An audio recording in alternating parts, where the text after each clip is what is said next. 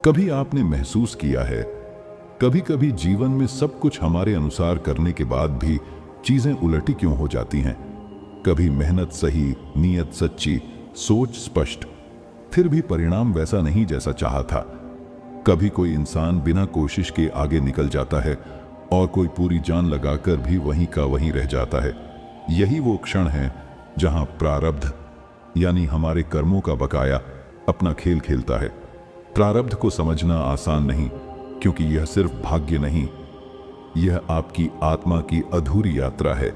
वह अनुभव जो आपने कभी पूरे नहीं किए, वह भाव जो आपने कभी जिए नहीं, वे सब जीवन के अगले अध्याय में लौट आते हैं ताकि आप उन्हें पूरा कर सकें।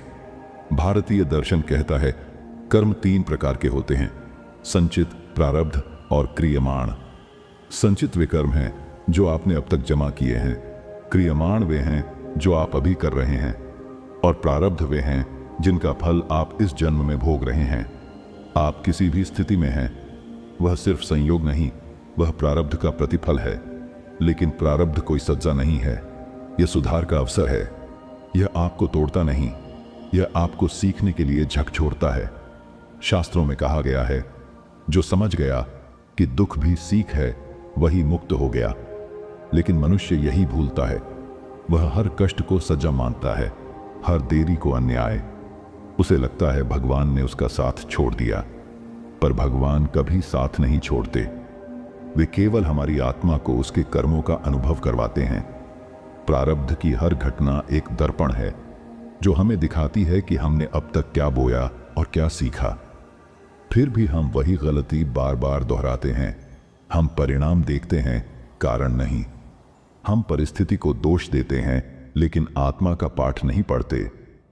कभी कभी भगवान हमें रोकते हैं क्योंकि हम गलत दिशा में दौड़ रहे होते हैं। कभी वे रास्ता बदलते हैं क्योंकि जो हम मांग रहे हैं वह हमारे लिए नहीं बना है। पर जब तक हमारी दृष्टि सीमित है, हमें हर परिवर्तन अन्याय लगता है और यहीं से भ्रम शुरू होता है। मन कहता है सब कुछ मेरे खिलाफ हो रहा है, जबकि सत्य यह है कि वो सब कुछ मेरे विकास के लिए हो रहा है। प्रारब्ध का अर्थ है जीवन की पाठशाला में जो अध्याय बाकी रह गए थे उन्हें अब पूरा करना। इसलिए भागना नहीं, सीखना है। जो सीख गया उसका प्रारब्ध समाप्त, जो विरोध करता रहा उसका प्रारब्ध चलता रहेगा। क्योंकि जीवन सजा नहीं देता, वह केवल सीखने का अवसर देता है, और यही अवसर आत्मा का सबसे सुंदर उपहार है। कहते हैं सब कुछ अपने समय पर होता है, लेकिन क्या हमने कभी समझा कि यह समय असल में है क्या? क्या यह सिर्फ घड़ी की सुई है या कोई गहरा अदृश्य नियम जो ब्रह्मांड को चलाता है? शास्त्र कहते हैं कालः परमेश्वर, समय स्वयं भगवान का एक रूप है। आप चाहें तो रुक जाए, लेकिन समय नहीं रुकता, क्योंकि समय सिर्फ बहता नहीं, वह सिखाता भी है। जब आप कहते हैं कुछ नहीं हो रहा, तो असल में बहुत कुछ हो रहा होता है आपके भीतर। आपका धैर्य बढ़ रहा है, आपकी चेतना परिपक्व हो रही है, आपका दृष्टिकोण बदल रहा है। लेकिन इंसान को दिखता है केवल बाहर का परिणाम। वह भूल जाता है कि बीज को भी पेड़ बनने में समय लगता है। आप उसे रोज खोद कर देखेंगे तो वह कभी नहीं उगेगा, पर अगर आप धैर्य रखेंगे तो वही बीज एक दिन विशाल वृक्ष बन जाएगा। यही नियम प्रारब्ध का भी है। हर अनुभव, चाहे वह सुख हो या दुख, एक बीज है। वह तभी फल देगा जब उसका समय आएगा, और यह समय केवल ब्रह्मांड जानता है, मनुष्य नहीं। कभी कभी भगवान आपकी यात्रा को रोकते हैं क्योंकि आप गलत दिशा में भाग रहे होते हैं। कभी वे आपको खाली रखते हैं ताकि भीतर स्थान बने, नई ऊर्जा, नई समझ के लिए। लेकिन अधीर मन इसे देरी कहता है। इसीलिए जीवन में धैर्य सबसे बड़ी तपस्या है, क्योंकि धैर्य का अर्थ है भगवान की योजना पर भरोसा रखना। आप नहीं जानते कि वह आपको कहां ले जा रहे हैं, लेकिन आप जानते हैं कि वह ले जा रहे हैं। महाभारत में श्री कृष्ण ने अर्जुन से कहा था, फल की चिंता मत करो, क्योंकि फल तुम्हारा नहीं, समय का है। क्योंकि जब समय बदलता है तब परिस्थितियां स्वयं झुक जाती हैं। एक ही व्यक्ति, एक ही कर्म, लेकिन जब समय साथ होता है तो परिणाम आकाश छू लेता है।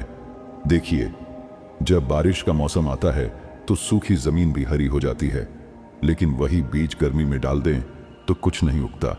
क्यों? क्योंकि समय अनुकूल नहीं है। इसीलिए जीवन में संघर्ष तब बढ़ता है जब हम समय से लड़ने लगते हैं, जबकि शांति तब आती है जब हम समय के साथ बहना सीख जाते हैं। समय से पहले कुछ नहीं मिलता, पर समय आने पर सब मिलता है, एफर्टलेसली, ग्रेसफुली, जैसे हवा चलती है। बस इतना याद रखिए, आपकी मेहनत कभी व्यर्थ नहीं जाती, वह बस समय के सही द्वार का इंतजार करती है।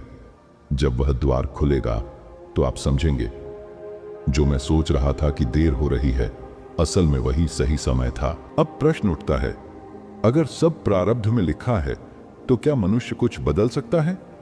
क्या सब पहले से तय है या हमारे पास भी कोई शक्ति है? शास्त्र कहते हैं, प्रारब्ध केवल तब तक प्रभावी है जब तक तुम अचेत हो। जैसे ही तुम सजग हो जाते हो, तुम्हारा प्रारब्ध बदलने लगता है, क्योंकि प्रारब्ध केवल घटनाओं का क्रम नहीं, वह तुम्हारे विचारों का प्रतिबिंब है। जैसे ही विचार बदलता है, ऊर्जा की दिशा बदल जाती है और वहीं से एक नया भाग्य बनना शुरू होता है। कभी सोचा है, एक ही परिस्थिति दो लोगों को बिल्कुल अलग दिशा में क्यों ले जाती है? क्योंकि एक व्यक्ति उसे सजा मानता है और दूसरा उसे सीख मानता है। प्रारब्ध वही है, लेकिन चेतना अलग है। शिव पुराण में कहा गया है, जब आत्मा अनुभव को समझ लेती है तब प्रारब्ध समाप्त हो जाता है। यानी जो घटना समझ ली वह फिर दोहराई नहीं जाती। जो सबक आत्मा ने सीख लिया वह जीवन से मिट जाता है। लेकिन अगर आप विरोध करते रहेंगे, अगर हर बात पर सोचेंगे क्यों मेरे साथ, तो जीवन आपको वही पाठ बार बार सिखाएगा। वही रिश्ते, वही हालात, वही दर्द, जब तक आप कह न दें, हाँ मैंने समझ लिया।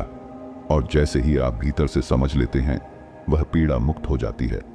आपका दृष्टिकोण बदलता है और जीवन में प्रकाश उतर आता है।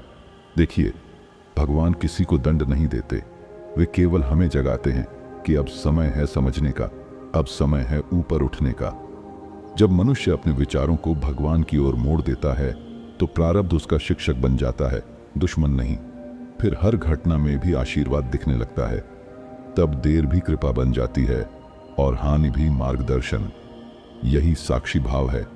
जब आप भीतर से शांत हो जाते हैं, जब आप देखते हैं लेकिन उलझते नहीं, तब प्रारब्ध भी हार मान लेता है, क्योंकि अब आप उसी चेतना में पहुंच गए हैं जहां सब कुछ स्वीकार है और जहां स्वीकृति ही मुक्ति है। उस अवस्था में इंसान कुछ नहीं मांगता, क्योंकि उसे पता है जो मिल रहा है वही सबसे सही है। वह कर्म करता है पर फल की चिंता नहीं करता। वह प्रेम करता है पर अपेक्षा नहीं रखता। वह जीता है पर आसक्ति में नहीं डूबता। और यहीं से शुरू होती है सच्ची स्वतंत्रता। जब चेतना प्रारब्ध से ऊपर उठती है, तब जीवन पूजा बन जाता है। हर घटना, हर रिश्ता, हर परिस्थिति भक्ति का एक रूप बन जाती है।